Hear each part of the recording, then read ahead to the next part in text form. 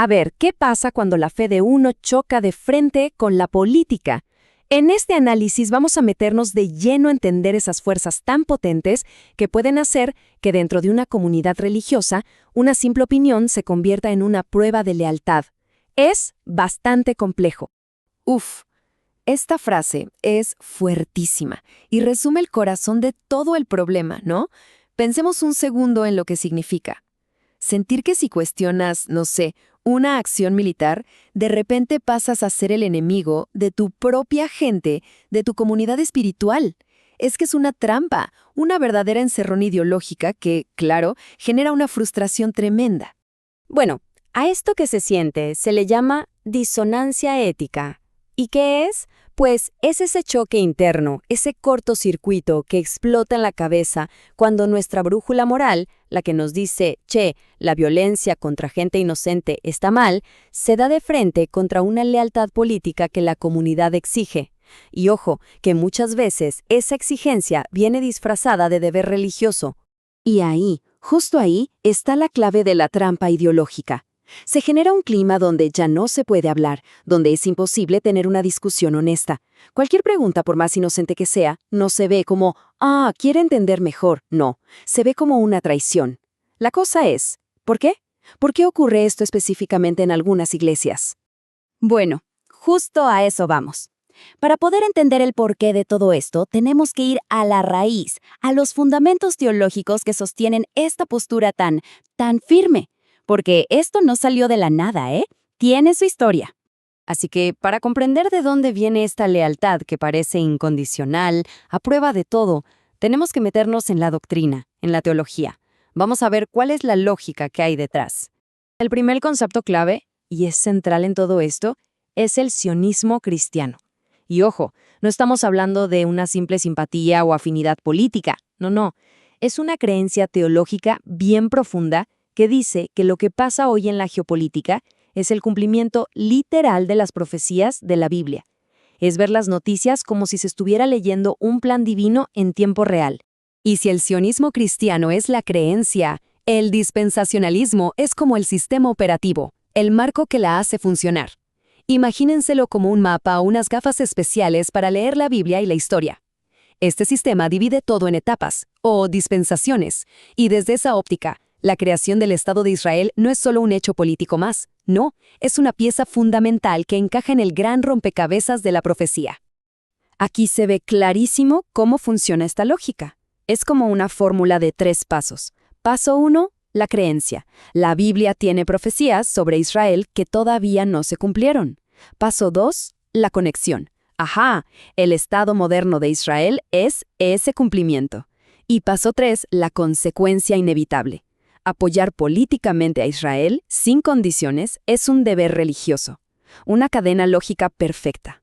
Entonces, para alguien que cree esto, oponerse a esa política es literalmente oponerse al plan de Dios. Esta frase es, lo resume todo, ¿no? Ponerse en contra de los planes de Dios. Fíjense el peso que tiene eso. De repente, una discusión sobre geopolítica, sobre acciones de un gobierno, deja de ser eso. Se convierte en una cuestión de fe, de fidelidad a Dios. Y claro, las apuestas suben hasta el cielo literalmente. Ahora bien, ¿qué pasa si alguien, a pesar de todo, levanta la mano y dice, che, yo no estoy tan de acuerdo? Bueno, acá es donde entran en juego ciertas tácticas para, digamos, mantener a todos en la misma línea y callar a las voces que se salen del coro. Una de las tácticas más comunes y que las fuentes señalan como clave es mezclar, o mejor dicho, fusionar a propósito 2 ideas que son completamente diferentes. Por un lado está el antisionismo, criticar las políticas de un gobierno. Por el otro, algo totalmente distinto, el antisemitismo, que es el odio hacia el pueblo judío por ser judío. Y el mensaje que queda flotando en el aire es que estas 2 cosas son lo mismo, que si se critica una acción del Estado de Israel, entonces se es antisemita. Y se acabó la discusión, porque, seamos sinceros, ¿quién va a querer que le pongan esa etiqueta tan horrible encima? Es una forma de cerrar el debate antes de que empiece. Esto tiene un nombre técnico, patologizar la disidencia. Suena complicado, pero la idea es simple. En vez de discutir las ideas, se ataca a la persona. La opinión distinta no es un punto de vista válido, no. es un síntoma, una enfermedad espiritual, una raíz de odio que hay que curar o arrancar de cuajo. Es súper efectivo, porque invalida a la persona por completo y así ya no hay que responder a sus argumentos. Pero, ojo, sería un error pensar que esta es la única visión que existe. Para nada. De hecho, es súper importante saber que hay críticas muy fuertes que vienen desde adentro del mismo mundo teológico cristiano que cuestionan esta mezcla tan directa entre fe y geopolítica. Hay teólogos importantes como Gary Birch o Stephen Sizer que han escrito un montón sobre esto. Y lo que dicen, en resumen, es, primero, que se está cambiando el mensaje del Evangelio por una ideología política. Segundo, que se están dejando de lado principios bíblicos clave, como la justicia social. Y tercero, que se están usando pasajes del Antiguo Testamento fuera de contexto para justificar acciones militares de hoy. Son críticas de peso. Y esta crítica no se queda solo en el mundo académico, ¿eh? Viene de un montón de grupos súper diversos. Y lo más importante, incluye a la gente que está viviendo el conflicto en carne propia. Miren la variedad de voces que hay acá. Tenemos desde líderes cristianos palestinos que viven la ocupación día a día con el documento Kairos. Pasamos por grupos de activistas judíos como Jewish Voice for Peace, e incluso ex soldados israelíes con Breaking the Silence y, bueno, iglesias enteras con una teología de la paz. Esto nos muestra que la idea del apoyo incondicional, pues, no es para nada unánime. Esta frase, que viene del documento Kairos Palestina, es tremenda. Declaramos que la ocupación militar es un pecado.